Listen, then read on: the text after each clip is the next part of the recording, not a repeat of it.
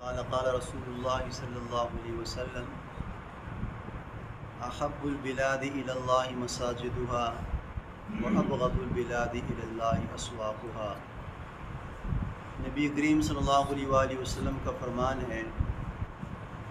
کہ اللہ کے نزدیک محبوب شہروں میں سے وہ محبوب شہر ہیں کہ جہاں مساجد ہیں،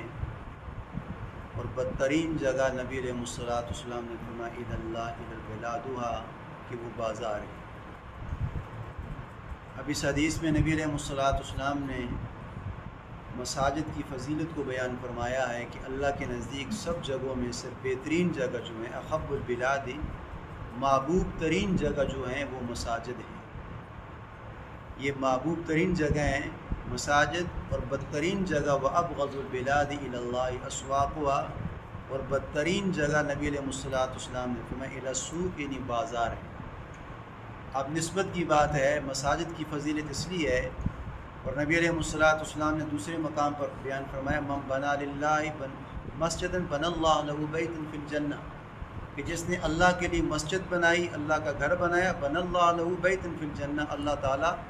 جنت میں اس کا ٹھکانہ بنائے گا، گھر بنائے گا۔ اس کے لیے ضروری نہیں ہے کہ پوری مساجد تعمیر کر دینا، یعنی جتنا بھی چندہ دے رہا ہے، اگر مساجد میں کوئی چیز تعمیراتی کام میں لگا رہا ہے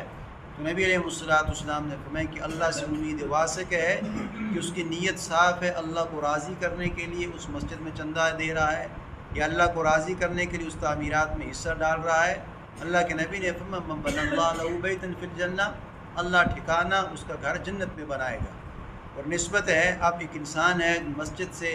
گھر سے مسجد کی طرف آ رہا ہے تو نبی علیہ الصلوۃ والسلام نے فرمایا کہ گویا وہ ایسے کہ جیسے احرام باندھ کے حج عمرے کی طرف جا رہا ہے، یعنی باوضو ہو کے مسجد کی طرف آ رہا ہے۔ اللہ کے نبی نے فرمایا کہ گویا اس طرح ہے کہ وہ احرام باندھ کر حج کے لیے عمرے کے لیے جا رہا ہے۔ اور پھر اللہ کے نبی نے فرمایا کہ جو جو قدم اٹھائے گا ہر قدم پہ گناہ معاف ہیں،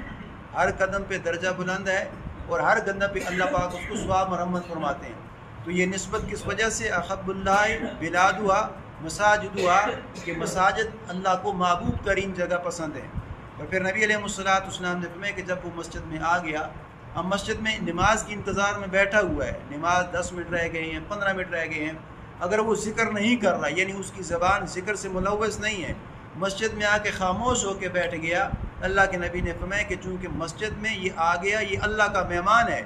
اللہ اس کے میزبان ہیں، ہم اس کے مہمان ہیں، تو جب آپ اللہ کے ہاں مہمان بن کر آ گئے تو نبی علیہ الصلوۃ والسلام نے فرمایا کہ اللہ پاک اس کے گناہوں کو معاف فرماتے ہیں، یعنی فرشتے اس کے ساتھ لگ جاتے ہیں، اور فرشتے بارگاہ الہی میں دعا کرتے ہیں کہ یا اللہ اس نے سب گھروں کو چھوڑ کے تیرے گھر میں آ گیا ہے، تو اللہ پاک اس کے گناہوں کو معاف فرما۔ علامہ یوسف بنوری رحمہ اللہ کے بارے میں آتا ہے کہ جب نماز پڑھنے کے بعد اگلی نماز تک بیٹھے رہتے اور ان کی زبان سے آمین آمین آمین کے لفظ نکلا کرتے تھے، تو ایک شخص بھی آیا، اس نے بھی دیکھا علامہ یوسف بنوری رحمہ اللہ کی زبان سے آمین آمین آمین کے لفظ کہہ رہے ہیں، اور حالانکہ ہاتھوں کو بلند نہیں کیا ہوا، اسی طرح آمین آمین کہہ رہے ہیں۔ تو ایک بار ایک شخص نے دیکھا، دوسری بار دوسرے شخص نے دیکھا، تیسری بار تیسرے شخص نے دیکھا،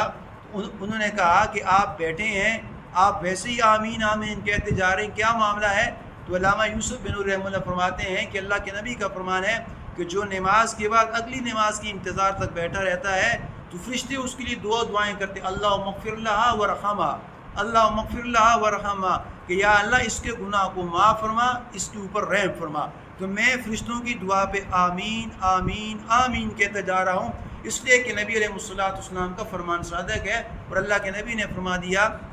کہ جو نماز کی انتظار میں بیٹھا رہا یا اگلی نماز کی انتظار میں بیٹھا رہا تو فرشتے اس کے لیے دعائیں کرتے ہیں اللہم اغفر لہا ورحمہا، کہ یا اللہ اس کے گناہ کو معاف فرما۔ تو میں فرشتوں کی دعا پہ آمین آمین کہتا ہوں کہ یا اللہ ان کی دعاؤں کو قبول فرما اور میرے اوپر رحم فرما، میرے سارے صغیر کبیر گناہ کو معاف فرما۔ تو یہ کس وجہ سے کہ نسبت ہے احب البلاد الی اللہ مساجدها، کہ اللہ کے نزدیک جو ان سے بہترین جگہ ہیں وہ مساجد ہیں۔ اللہ سے دعا ہے کہ اللہ تعالیٰ ہمیں ان گھر کو آباد کرنے کی توفیق عطا فرمائے۔